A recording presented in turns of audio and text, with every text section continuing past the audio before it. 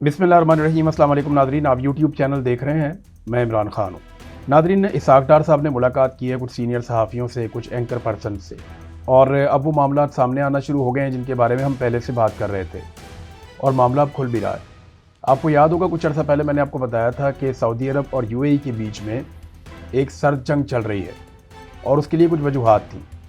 UAE कुछ ऐसी चीज़ें कर रहा था यमन में जो सऊदी अरब नहीं चाहता था, और यूएई कोई एक्सपेंशन के मामलात हैं। ऐसा लगता है कि वो अपने आप को मज़ीद बड़ा करना चाहते हैं। सूडान के अंदर वो एक मलेशिया को सपोर्ट कर रहे थे, सूडान में उनका इन्फ्लुएंस बढ़ रहा था, लीबिया में उनका इन्फ्लुएंस बढ़ रहा था, और सोमालिया में उनका इन्फ्लुएंस बढ़ रहा था, और यमन के अंदर भी उनका इन्फ्लुएंस बढ़ रहा था। तो यूएई मुख्तलिफ़ जगहों के ऊपर जो पॉलिसी है वो सऊदी अरब से मुख्तलिफ बना रहा था। जब सऊदी अरब ने वार्निंग देकर कुछ हमला भी किया था और यूएई को वहाँ से विड्रॉ करना पड़ा था 24 से 26 घंटों के अंदर, यूएई वहाँ से अपनी फोर्सेस को निकाल कर ले गया था यमन में से। तो रेड सी के ऊपर यूएई की नज़र थी। अब उस वक्त भी पाकिस्तान को एक पोजीशन लेनी थी, लेकिन पाकिस्तान पोजीशन ले नहीं पाया था, बल्कि पाकिस्तान की गवर्नमेंट ने पाकिस्तानी मीडिया को ये कहा था कि आप इसके ऊपर खामोश रहें, कोई इसके ऊपर बात ना करे। अभी इसहाक डार साहब ने कुछ सहाफ़ियों से मुलाकात की है और कुछ हक़ाइक़ उनके साथ शेयर किए हैं। कुछ चीज़ें उन्होंने सहाफ़ियों को बताई हैं और कुछ चीज़ें सोर्सेज पहले से बता रहे थे। मैं वो सारा कुछ आपके सामने रख देता हूँ। एक तो मामला ये है कि यूएई ने पाकिस्तान के ऊपर बहुत दबाव डाला हुआ है, और यूएई को एक बात का प्रॉब्लम ये भी है कि सऊदी अरब और यूएई के मामलात में पाकिस्तान ने यूएई का उतना साथ नहीं दिया। दूसरी बात यह है कि जिसने आपको पैसा दिया हुआ होता है वो तवक्को करता है कि आप उसकी खुशामद हर जगह पे बाकियों से ज़्यादा करेंगे। फिर अभी मौजूदा हालात में यूएई पाकिस्तान पे दबाव मुसलसल बढ़ा रहा था ईरान के साथ लड़ाई करने के लिए, लेकिन पाकिस्तान उस दबाव में नहीं आ रहा था। फिर एक चीज़ ये है कि पाकिस्तान ने सऊदी अरब के साथ दिफाई मुआहदा किया, और यूएई के साथ अभी पाकिस्तान का कोई ऐसा दिफाई मुआहदा भी नहीं है। तो यूएई ने पाकिस्तान से पहले भी पैसे वापस मांगे हैं, वो बार बार पैसे वापस मांगता है। तो पाकिस्तान अब एक ऐसा मुल्क बन गया है, हमारा मिलिट्री रजीम इस तरह का है कि कोई हमें पैसे देता रहे तो ये कहते हैं ये सबसे अच्छा है, और कोई पैसे वापस मांग ले तो लगता है कि यार ये तो बहुत जालिम आदमी है, बहुत बुरे लोग हैं। हालांकि उन्होंने बड़ा लंबा अरसा अपने पैसे हमारे पास रखे हैं, लगभग $3.5 अरब बनते हैं टोटल मिला के। $2 अरब तो स्टेट वे पाकिस्तान के कौमी खजाने में उन्होंने रखे हुए हैं। अब उन्होंने पैसे भी वापस मांगे हैं, उनकी बात भी कोई नहीं मान रहा पाकिस्तान बकौल उनके, और पाकिस्तान को लगता है कि यूएई ज्यादती कर रहा है। तो ये बातें हल्के फुल्के गिले शिकवे उन्होंने किए, और ये भी बताया गया कि पाकिस्तान यूएई का पैसा वापस करेगा। अब ये $2 अरब करेगा या $3.5 अरब करेगा, ये बहुत मुश्किल है, लेकिन पाकिस्तान इस महीने के आखिर तक वापस करेगा। और अगर पाकिस्तान वापस नहीं करता तो यूएई के पास जो इसका दूसरा सोल्यूशन है वो पाकिस्तान को बहुत महंगा पड़ जाएगा। ज़रूरत पड़ी तो वो भी मैं आपको बताऊंगा बाद में। अब ईरान से भी इसहाक डार साहब को प्रॉब्लम्स हैं।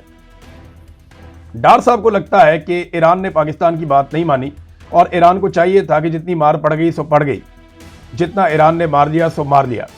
तो अब अपनी मईशत को बचाए, अपने लोगों को बचाए, और पाकिस्तान के कहने के ऊपर मुज़ाकरात करे, और पाकिस्तान के सर के ऊपर मुज़ाकरात का सेहरा बांध दिया जाए कि जनाब पाकिस्तान दुनिया की आंखों का तारा बन जाए, और अमेरिका, डोनाल्ड ट्रंप सारे पाकिस्तान से खुश हो जाएं, और पाकिस्तान जो है वो ये इस खित्ते के अंदर एक अलग मुमताज़ हैसियत हासिल कर दे। होना तो चाहिए, लेकिन ईरान के प्रॉब्लम्स बड़े संजीदा थे।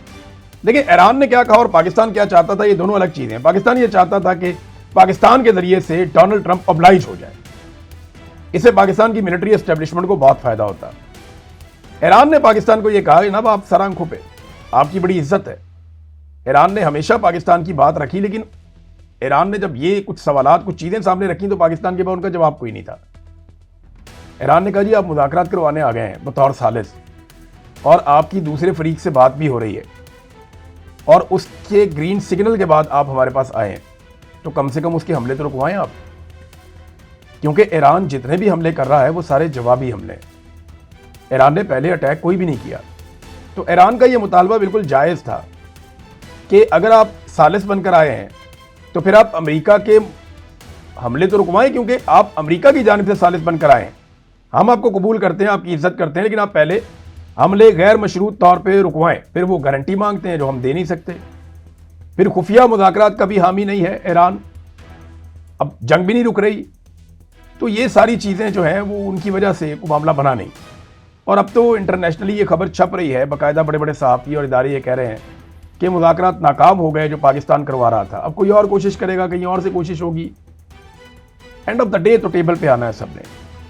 मुझे नहीं लगता कि ईरान किसी ऐसे मुल्क को इतना फैसिलिटेट करेगा जो मुल्क डोनाल्ड ट्रंप को अमन का नोबेल इनाम देना चाहता है। यानी शहबाज शरीफ डोनाल्ड ट्रंप को अमन का नोबेल इनाम देना चाहते हैं, तो ईरान अपनी पगड़ी जो है वो शहबाज शरीफ के सर पे तो नहीं रखेगा ना। ये बड़ी ट्रिकी चीज़ है। अब जो लोग समझते हैं इन मामलात को, उन्हें आइडिया है कि मैं क्या बात कर रहा हूँ। अब नाजरीन, डार साहब की मायूसी है और उन्होंने तकरीबन बता दिया कि जनाब हम नहीं कर सकते, लेकिन एक बात उन्होंने की है कि हमारे पास चारा कोई नहीं है, हम सऊदी अरब के साथ एक दिफाई मुआहदे में, और ईरान से हमने ये कहा कि सऊदी अरब को आप ना मारें, क्योंकि उस सिलसिले में अगर आप ये करेंगे तो हमें फिर मैदान में आना पड़ जाएगा, क्योंकि हमारी मजबूरी है, सऊदी अरब के साथ हमारा दिफाई मुआहदा है।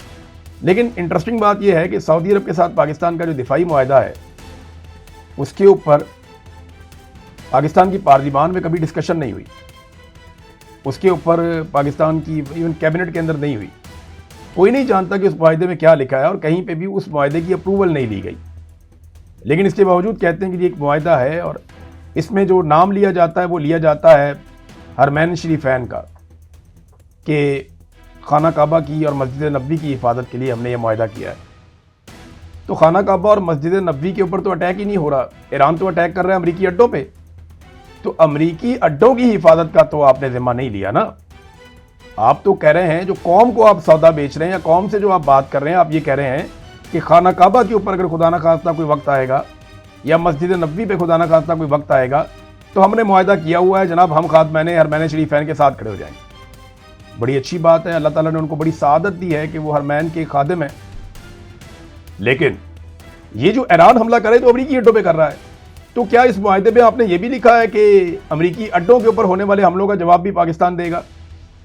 क्योंकि कौम को आप सिर्फ खादमैन हरमैन शरीफैन के हवाले से या हरमैन शरीफैन के कुरान पाक की आयत पढ़ के सुनाई ना आसिम मुनीर साहब ने, और उन्होंने उलमा इकराम को कहा जी हमें बहुत बड़ी सआदत मिल गई। अब मेरा सवाल ये है कि सऊदी अरब के साथ दिफाई मुआहदा करना पाकिस्तान के लिए एक बहुत बड़ी मजहबी सआदत है, जिसपे हाफिज कुरान आसिम मुनीर साहब जो है वो कुरान पाक की आयत पढ़ के सुनाते हैं।